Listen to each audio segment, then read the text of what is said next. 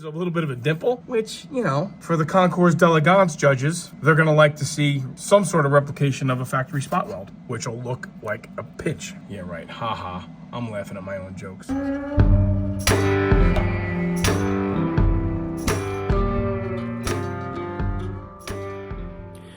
That was a relative success. Here's the update. We brought the frame in last weekend. Rolled the frame in under the car, you know, picked the car up and spun it and put the frame underneath it. All so that we could line up or confirm the locations of all the body mounts and all the floor cross rails. The rear cross rail, everything lines up on the frame exactly how we need it to line up. Again, for those who watch closely, you'll understand the level of detail that I put into all my CAD drawings, and all my measurements worked out perfectly. So that's very good. That leads me to my project right now. I don't need this here anymore. The frame can roll back out. I need to get back underneath this car. I need to trace where the cross rails, the floor supports are, so that I can drill holes through the floor pan so that I can spot weld through the floor pan onto the floor supports.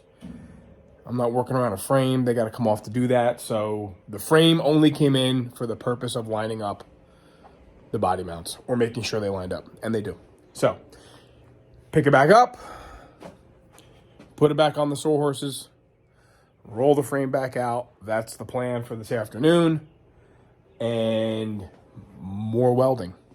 Okay, let me show you what I've done here. I don't know if anybody can really see. You know what? Let me turn this thing around and show you a little bit of floors being welded in. Floors are, you know, tacked in. And what I've done is I've, you know, put a heavy bead of weld here from the floor pans to the original rocker tab. These floors, everyone, are officially part of the car. Top side.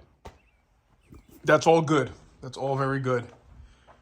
Even from the inside, when I was doing some floor work, I noticed a couple pinholes of daylight where I welded in the firewall support. So I just kind of tacked them from the inside. That's why you see some of that blue from welding there. But, you know, in and out, mock it up, blah, blah, blah. What a tedious process. But there we have it. The floors are now one piece, tacked in. I'll continue all those stitches together. No matter how nice you make these welds, the only time you have a chance at seeing them is from the underside of the car. I'm sure everyone agrees. We are going to put carpeting in the car, and we are going to have the sill plates here. So this is all going to be permanently covered. We'll do some other stuff on the bottom, but I'm definitely going to seam seal on the bottom of the rocker. The rockers, the seam between the floor and the rockers. And down the middle, I'm not metal finishing that. There's going to be a seam down the tunnel, so you'll see that. I would rather spend more time on the firewall out here, really making sure that all lines up. That lines up better. You know, maybe do some grinding and feather out that floor, because there is a good 1.25 inches of original floor pan above the new floor pan, so I can really kind of smooth that out a bit.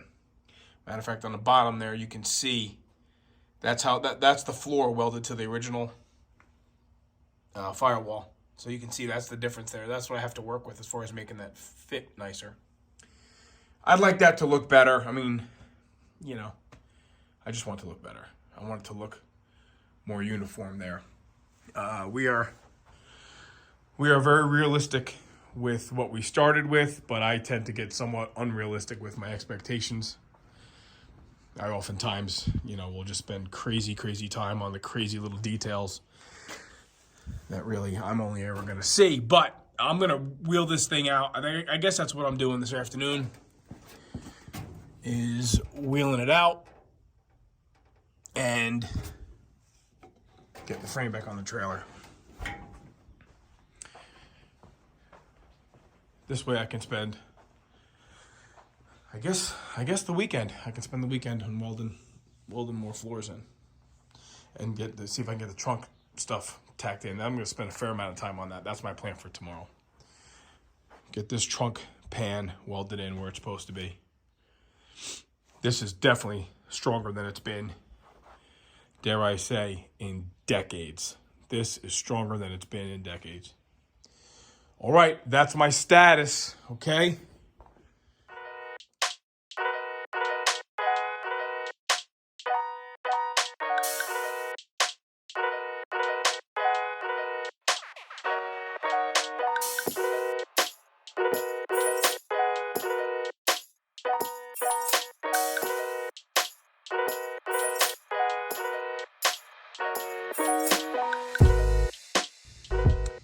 Just like that, I'm back in my happy place, in my W-31 fort.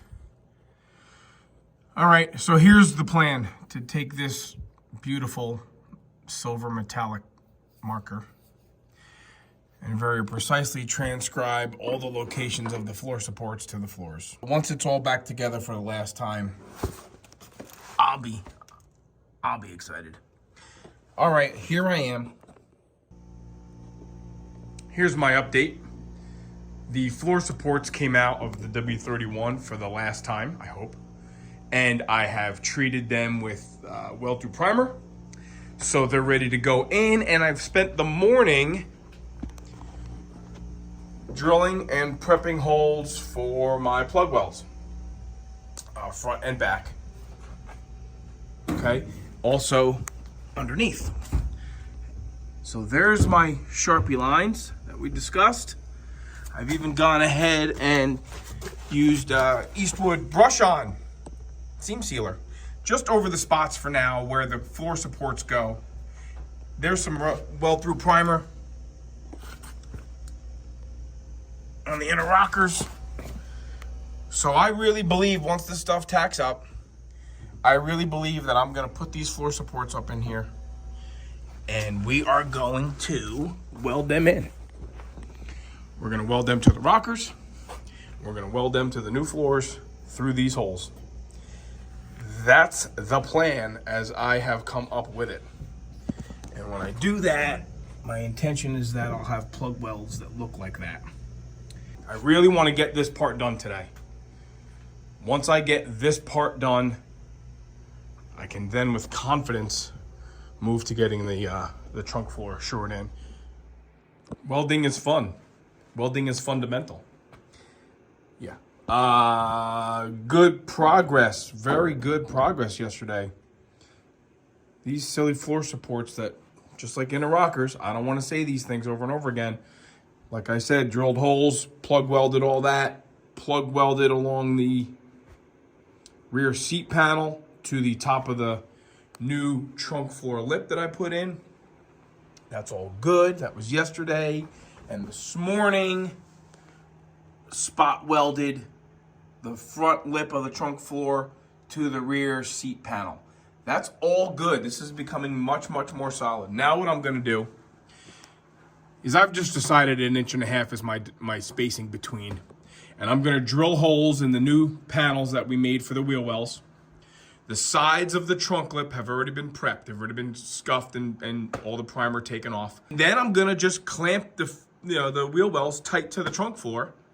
Probably I'm gonna go right side and then go over to the left side and kind of zigzag back and forth to make sure I keep everything centered, because I've done a lot of work establishing a center line in this beast and getting that center line in the car to match everything. And I really don't want to draw the trunk floor to one side. You know, I don't want it to be biased to one side by welding the whole thing over here. That's the plan. So I'm just gonna drill holes and then we'll start sticking this thing back together. It's becoming much, much more solid. Much more solid. It's starting to feel like one piece of car. When I pick it up with the hoist and I spin it around, you know, there's not that harmonic resonance that you hear like a tuning fork, this thing echoing and vibrating. It's really becoming much more solid. On the underside, anyway. Okay, back to work. This is what I have to work with here. I've drilled all my holes, pre-drilled them, and enlarged them. I chose to do 1.5 inches apart And now it's a party. Now we're gonna start plug welding the trunk floor to the wheelhouses. And this is a good thing. I think I'll do, you know, two, work my way towards the back, because there definitely is there's a discrepancy in the back with respect to spacing. So thank God for seam sealer. I want to show you guys what this looks like in the process here. So drilling the holes, quite honestly, was the hardest stinking part. What I've done is I've plug welded the first two on this side, then I went around to the other side using vice grips, using clamps, using spot weld pliers. You know, you can weld between them. And I've been really systematically, it's kind of why I haven't been video recording any of this for you guys, because I've been really concentrating. I don't want to do one side of the car and then the other. I wanted to systematically go front to back at the same time. So that's what I've done, right? Two at a time. Yeah, I'm sorry. Two at a time over there, two at a time over here. Then I would cheat and I would do these two, right? So 4 basically in a row and then move over. And I've worked my way down. And this is what, you know, I'm having a slight issue with. You can see daylight in there between the two pieces. That daylight in there is between my trunk, my wheel well extension that I built, and the aftermarket trunk panel. There's a gap there. So I'm not surprised. We knew there was going to be a gap. I'm actually pretty pleased with how this is fitting now, because I've drawn the trunk floor flange and the wheel well together, you know, incrementally. But now I got to get down in here a bit. I'll figure out something. I might draw it in with screws and hold it in place and then just weld the screw holes closed.